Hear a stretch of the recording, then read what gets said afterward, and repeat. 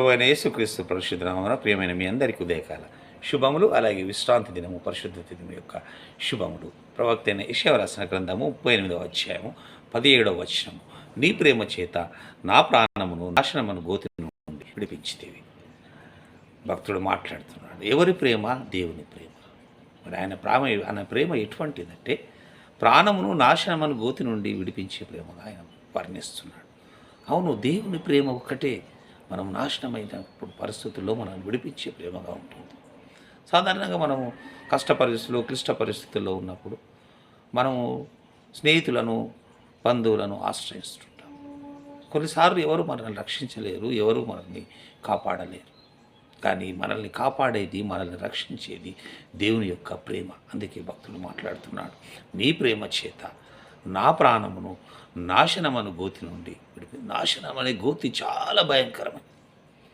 మనల్ని నాశనం చేయాలని మన శత్రువులు మనపై పగబూని మనల్ని నాశనం చేయాలనే ఆలోచనలో ఉంటారు.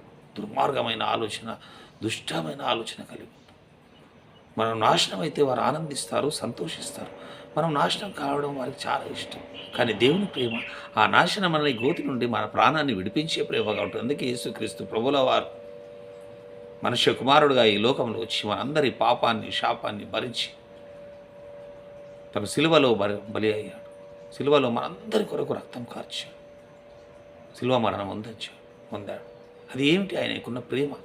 మనమందరి నుంచి, పాపం నుంచి రక్షింపబడాలని, ఈ శాపం నుంచి విడుదల పొందాలని ఆయన బలి అయ్యాడు. బలి అర్పణగా ఆయన సిలువలో తన ప్రాణాన్ని అర్పించిన దేవుడు యేసుక్రీస్తు ప్రభువుల వారు.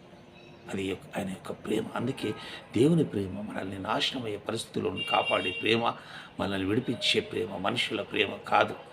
మనుషుల ప్రేమ మనల్ని ఎప్పుడూ విడిపించలేదు. మనం పడిపోతే మనం ఎదురు చూస్తుంటాం, కానీ మనుషులు మనల్ని రక్షించలేరు, కాపాడలేరు. మనల్ని నాశనం అనేటప్పుడు మనల్ని విడిపించి, మనల్ని రక్షించి, మనల్ని కాపాడేది దేవుని యొక్క ప్రేమ. ఆ ప్రేమ మీద మనం ఆధారపడిగా ఉండాలి.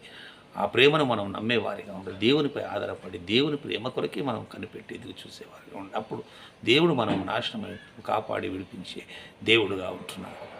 అటువంటి నమ్మకం, విశ్వాసం 2026లో మనకు దేవుడు అనుగ్రహించి ముందుకు మనల్ందరినీ నడిపించునుగాక. ఆమేన్.